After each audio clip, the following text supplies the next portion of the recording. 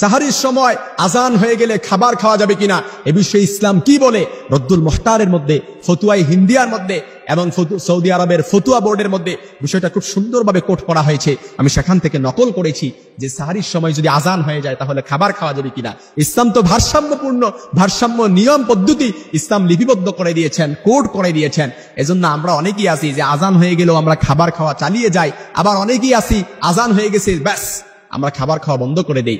আপনাদেরকে মনে রাখতে হবে, খাবারের জন্য আজান এটা শর্ত নয়, খাবারের জন্য আজান শোনা কিংবা দেওয়া এটা কোনো শর্ত নয়। আপনাকে অবশ্যই দেখতে হবে যে সাহারির শেষ সময় কখন। আর বর্তমান সময় এটা অনেকাংশেই আমাদের জন্য অনেক সহজতর হয়ে গেছে। এখন ইসলামিক সেন্টারগুলোতে অনেকাংশেই যে ক্যালেন্ডার বের হয়ে যায় সাহারির শেষ সময়, এই জন্য আপনি সাহারির শেষ সময়টা দেখবেন। এই শেষ সময়ের আগেও যদি আজান দিয়ে দেয় তাহলে তো আজানই হবে না। 10 মিনিট পরে যদি আজান দেয় আর ওই সময় যদি আপনি সাহারি খান, খাবার খাওয়া চালিয়ে যান, তাহলে তো আপনার রোজাটা কখনই হবে না। রমাদান মাস আমলের মাস, নেকামলের মাস। আপনি সাহারি খেলেন আজান চলাকালীন সময়ে, অর্থাৎ 10 মিনিট পরে আজান দিল, আর স্বাভাবিকতই সেহরির প্রায় 5 মিনিট 7 মিনিট পরে আজান দেয়। এই আজানের সময় যদি আপনি খাবার খাওয়াটাকে চালিয়ে যান তাহলে তো আপনার রোজাটা কখনোই হবে না। এই জন্য আমাদেরকে অবশ্যই মনে রাখতে হবে যে আমাদেরকে টাইম টেবিলটা এটা মেনটেন করতে হবে। আমাদের সেহরির শেষ সময়টা অবশ্যই আমরা সব সময় জানতে হবে যে সেহরির শেষ সময়টা কখন। সেহরির শেষ সময় বলে দিছে ব্যাস শেষ সময় হয়ে গেছে, এনাফ। আজান হোক বা না হোক আপনার খাবার খাওয়া বন্ধ করে দিতে হবে।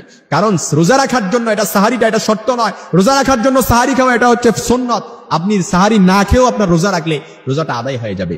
আপনি ঘুম থেকে উঠছেন, আপনি উঠে দেখেন যে ফজরের নামাজ অলরেডি শুরু হয়ে যাচ্ছে, আপনি সেহরি খেতে পারলেন না, ব্যাস আপনি রোজার এরাদা করে ফেলছেন, ইচ্ছা করে ফেলছেন, রোজাটা আপনার আদায় হয়ে যাবে। এর জন্য নতুন করে আপনি সাহারি খেতে হবে, কিংবা সাহারি না খেলে পরে আপনার রোজাটা আদায় হবে না, বিষয়টা এরকম নয়। এই জন্য আল্লাহ পাক এই রমাদান মাসে আমরা যেন পবিত্রতায়, শুদ্ধতায় কিংবা শুভ্রতায় নিজের জীবনকে আলোকিত করতে পারি, পাপ পঙ্কিল মুক্ত একটা জীবন যেন আমরা উপহার পেতে পারি। এমনই কি এই রমাদান মাসে নিজের জীবনের যত গুনাহ খাতা আছে সবগুলোকে যেন একেবারে মৃত অন্তরকে যেন ইবাদতের শেষ দিয়ে জীবিত করতে পারি। ইবাদত, বন্দিগি, জিকির, আসকার, তাকওয়া, আত্মশুদ্ধির মহিমায় যেন এই ভরা বসন্তে যেন আমরা নিজের জীবনকে আলোকিত করতে পারি। রহমত আর বরকতের বৃষ্টিতে যেন আমরা একেবারে ধুয়ে মুছে পরিষ্কার হয়ে যেতে পারি। আল্লাহ পাক আমাদের সকলকে যেন তৌফিক দান করে। মনে রাখবেন রমাদান মাস এটা হচ্ছে রহমত আর বরকতের বৃষ্টি জড়ে, যে বৃষ্টির ফসলে মুমিনের সবুজ হয়ে ওঠে মুমিনের জীবন, দিন, মাস, বছর, প্রত্যেকটি মুহূর্ত। কারণ রমাদান মাস এই প্রত্যেকটি মুহূর্ত এক একটা বরকতের, এক একটা রহমতের, এক একটা পরিবর্তনের বার্তা নিয়ে আসে।